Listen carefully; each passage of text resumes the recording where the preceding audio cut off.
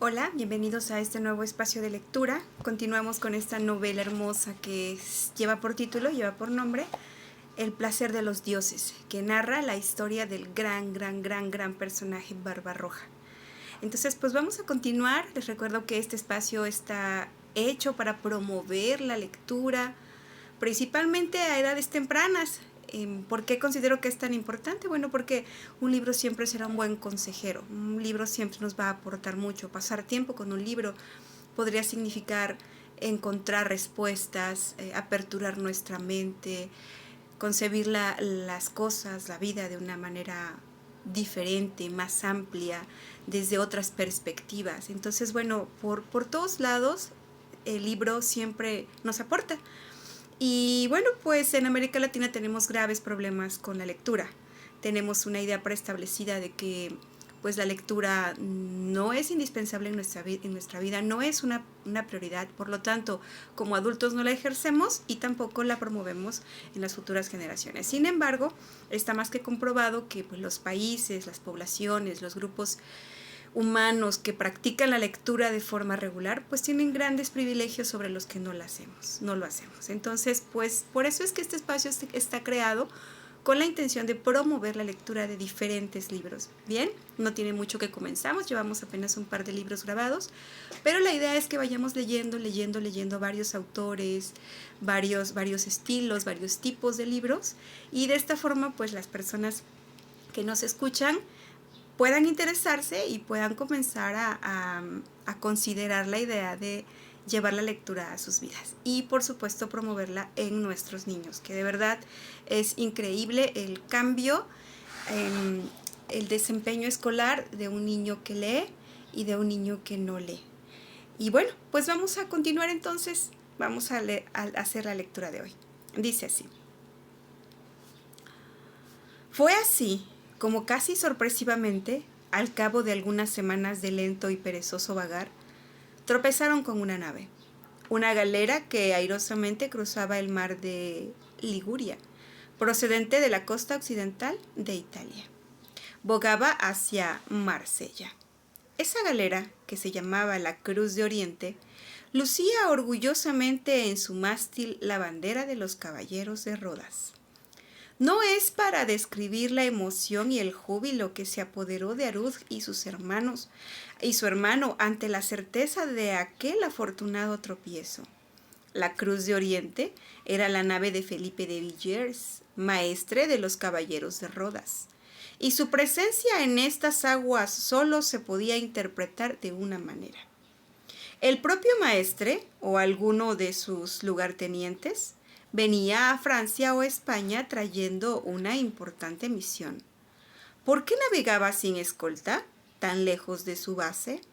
Los corsarios berberiscos no sabían que la Cruz de Oriente había sido escoltada hasta Sicilia, donde también las galeras de escolta esperarían su regreso. Pero suponían acertadamente que si se exponía a vendir sola por esas aguas era porque se hallaba bien armada y mejor tripulada. La gran galera tenía más de 200 pies de largo y unos 50 de ancho. Contaba con 120 remos y 3 mástiles adicionales, cargados de velas latinas. Sobre las 2 bordas asomaban las troneras de 6 cañones. Su tripulación debía pasar de los 200 hombres. Todos estos detalles e informaciones los fue acumulando Arud antes de decidir lo que debía hacer. Cair, Barek, Ulud, Ali, Shinam y los otros jefes participaron del consejo e hicieron oír sus opiniones.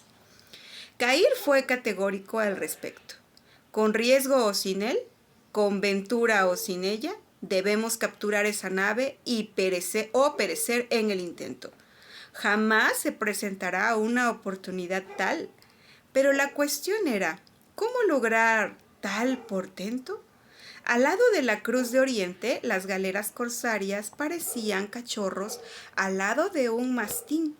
Además, contaba con 6 cañones y esta resultaba una opinión decisiva. A pesar de las objeciones, privó el criterio de Cair y se dejó a su árbitro la táctica a emplear. El pelirrojo capitán ya tenía la respuesta y expuso su plan, aclarando que, en la medida de lo posible, se emplearía la estratagema. Pero, cuando ésta hubiere perdido eficacia, probablemente sufrirían pérdidas. Pero para eso estamos en el mar, llevando una vida dura y de grandes riesgos, concluyó diciendo. Riesgos y triunfos se miden con la misma escala y es imposible tener unos sin otros. A la mañana siguiente, y cuando aún no se había despejado las nieblas del amanecer, una pequeña y solitaria galera apareció sorpresivamente al paso de la nave católica. Nada hacía suponer la existencia de un peligro de asalto, a pesar de lo cual el capitán ordenó navegar la bolina para evitar un choque. Sin embargo, aunque la maniobra era efectiva y la más aconsejable del caso, resultó lenta y tardía. Sorpresivamente, la pequeña galera viró en redondo y como una saeta cayó sobre el costado posterior de la Cruz de Oriente. Y entonces de sus entrañas vomitó lo que resultaran ser más de 100 demonios, todos ellos armados de ganchos de abordaje. 2 o 3 planchones cayeron sobre las bordas y un enjambre de guerreros con turbantes armados de alfanjes y mazas cayeron sobre los sorprendidos caballeros. Pero por algo estos estaban formados en la dura existencia de la guerra en tierra y en mar. El tumulto bastó para alertar al resto de la tripulación, la cual acudió en defensa de la cubierta y las cabinas de mando, donde buscaran precipitado refugio el capitán y sus oficiales, los cuales no salían de su asombro ante la fiereza del sorpresivo ataque y el número de los infieles, a la cabeza de los cuales iba un pelirrojo que parecía ser Satanás personificado. Cuando la lucha cuerpo a cuerpo en que los combatientes caían en número igual se estabilizó un tanto, el capitán, un hombre joven aún, cubierto de armadura de sereno accionar, esbelto y que lucía una barba rubia y en punta, dio algunas órdenes. Los artilleros corrieron a sus puestos y a pesar del decidido ataque de los invasores para impedir la maniobra, consiguieron aplicar las mechas y disparar a boca de jarro contra la incómoda galera. Varios de los atacantes cayeron de cabeza al agua, pero el efecto más notable fue aquel enorme boquete que apareció a la altura de la línea de flotación, por donde empezó a inundarse la galera. ¡Nave a estribor! Llegó la voz ansiosa de uno de los vigías, y todavía no se habían perdido los ecos de tal advertencia cuando se oyeron otros gritos semejantes que llevaron al desconcierto y aún el temor a los denodados caballeros. ¡Naves a babor! ¡Nave a barlovento! Sí, las otras 4 galeras corsarias convergían de todos los confines y a veloz desplazamiento se acercaron a la Cruz de Oriente y, por más que ésta se sacudió y agitó en el intento de soltarse, no lo consiguió. Los artilleros, acosados por todos lados por los resueltos hombres de turbante, alcanzaron sin embargo a disparar los 3 cañones de la otra borda. En medio del gran estrépito se vio claramente cómo la andanada caía de lleno sobre la galera más cercana y la inmediata en orden de menor tamaño, y que los corsarios adelantaran precisamente para atraer el posible fuego de los cañones enemigos. Y habría una enorme brecha en su quilla, mas resultó el el último intento, pues las otras galeras llegaron fatalmente. Se lanzaron nuevos garfios y pocos momentos después la Cruz de Oriente se hallaba colmada de una incontenible multitud de demonios de piel oscura y turbante que sembraron la cubierta de cuerpos sangrantes. Luego, la tenaz lucha fue disminuyendo y gradualmente el mismo estrépito bélico cesó, dando respetuoso paso al espíritu de la muerte que venía a recoger su proficua cosecha de almas. Numerosas eran las víctimas entre los atacantes y solamente la resolución que pusieran en el combate les pudo proporcionar la victoria. Y como prueba de ello se produjo el lento pero seguro hundimiento de las dos galeras corsarias más pequeñas. Solo la captura de la nave capitana enemiga me consuela de tu pérdida, oh venganza, donde cobijé mis primeros ardores pasionales, murmuró Khayr ed-Din, en tanto contemplaba con ojos humedecidos el brillante y blanco remolino de agua que cubrió como una enorme corona de flores el lugar donde la pequeña pero orgullosa galera quedó sepultada. El mismo callado y sentido homenaje que se tributó a la venganza uno sirvió para recordar el deber.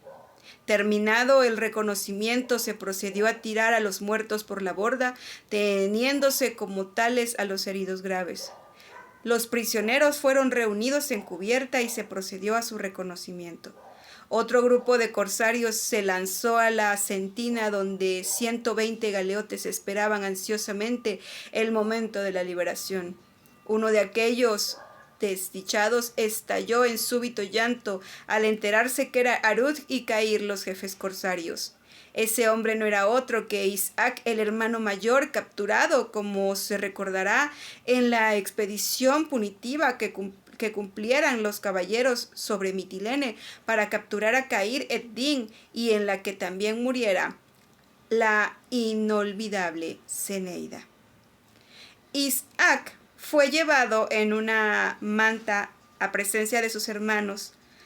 Tal era su postración física. Arud y Khayr no pudieron ocultar sus lágrimas. Había llegado al límite de mis fuerzas, sollozó Isaac, convertido en un decrépito ser cuyo solo aspecto de extrema flaqueza y suciedad provocaba conmiseración en los rudos corsarios. Pero renuncié a morir sostenido por una absurda esperanza. Ahora que mi sueño se ha cumplido, puedo morir en paz. Isaac, hermano mío, apremió Khayr, ¿recuerdas al malvado que hirió el corazón generoso de Zeneida? ¿Está en este barco? Isaac asintió, mas no alcanzó a hablar. Arrastrado por la emoción, luego por la certeza de que sus penurias físicas y anímicas habían terminado, se dejó hundir voluntaria y gustosamente en ese agradable sueño que sigue al agotamiento, no deseando otra cosa que dormir. Aunque el dormir fuese, como en este caso, el sueño de la muerte.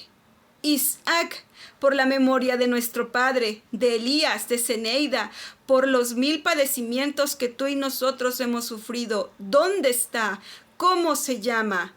En la bodega, es el cómitre. E Isaac cayó, vencido por el sueño de 1000 noches de doloroso insomnio.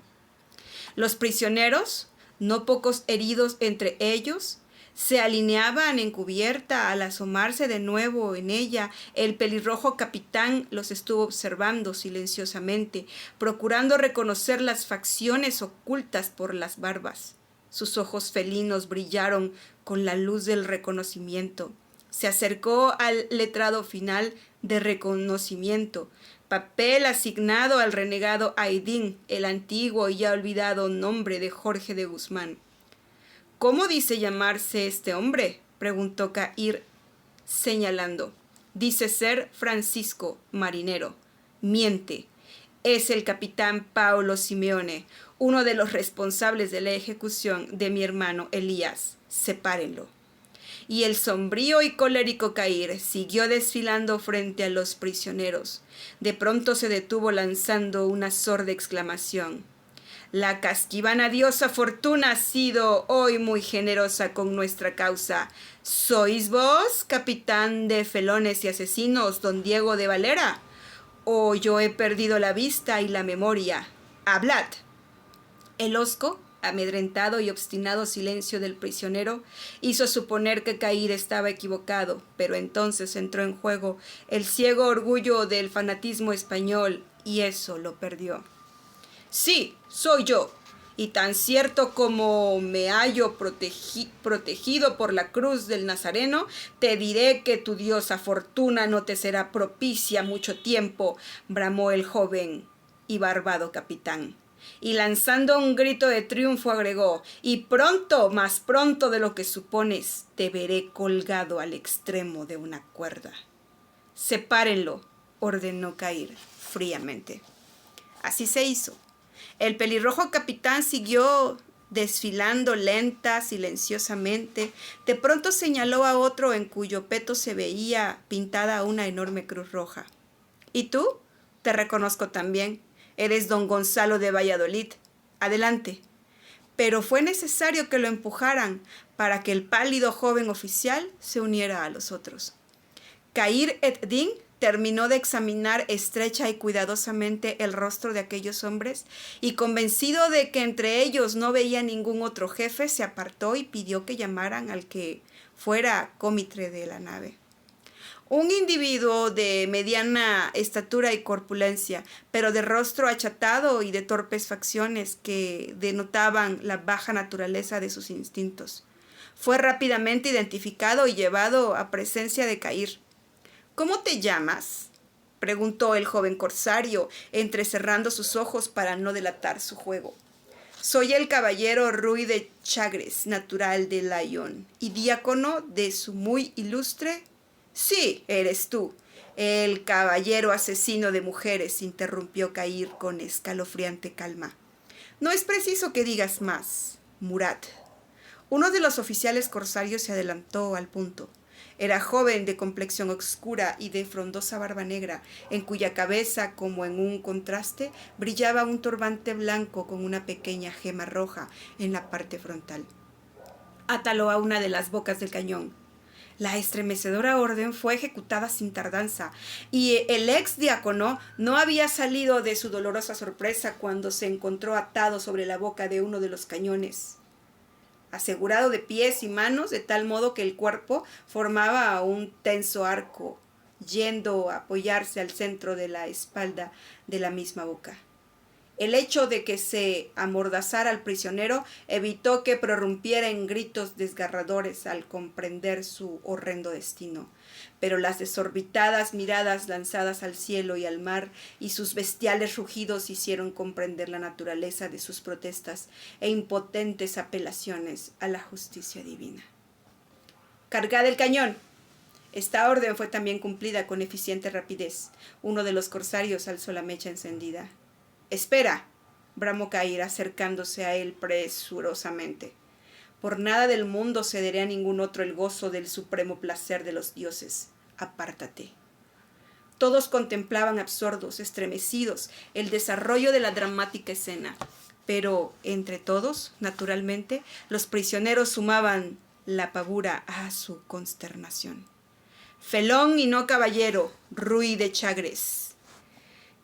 Indigno clerizángano con falsos ribetes de profesante de la verdad, la justicia y el bien, emanantes de la sagrada doctrina cristiana, que se ve ofendida con la presencia de su seno, de fanáticos y sanguinarios como tú. Ha sido condenado por una justicia divina y superior de la cual yo solo soy el brazo», prorrumpió Caír ed-Din con pausado y claro tono. Y entonces, mientras los ojos del condenado giraban locamente dentro de sus órbitas y su amordazada boca dejaba escapar verdaderos aunque vanos gemidos de terror, Caír ed-Din, con el brazo puesto en tensión bruscamente, aplicó el fuego a su mecha de pólvora y un ruido sordo, poderoso, retumbante, señaló el efecto de la explosión, y en el mismo instante una enorme bocanada de humo blanco con jirones rojos asomó en la boca del cañón para desparramarse luego en rojizos flecos sobre la azulada superficie del mar. Se oyeron exclamaciones y gritos de consternación, de pavor. Del cañón, sujetos todavía por las fuertes ataduras, colgaban las piernas y la cabeza del ajusticiado. El resto era una desprendida, uniforme y sanguinolienta masa. Ok, al fin es un libro de piratas y es el mundo de los piratas el que nos está siendo narrado. La primera vez que yo encontré un personaje masculino fabuloso fue en el libro de La Odisea, y es precisamente Odiseo. Y la segunda vez que yo me encuentro un personaje tan increíble, un segundo personaje tan increíble masculino que comparte ciertas capacidades, ciertas formas de pensamiento y de actuar, pues es precisamente aquí con el gran Barbarroja. Esta aventura apenas comienza su experiencia como pirata. Y bueno, pues yo espero que nos sigan acompañando en la exploración de este libro. Nos vemos pronto. Hasta la próxima.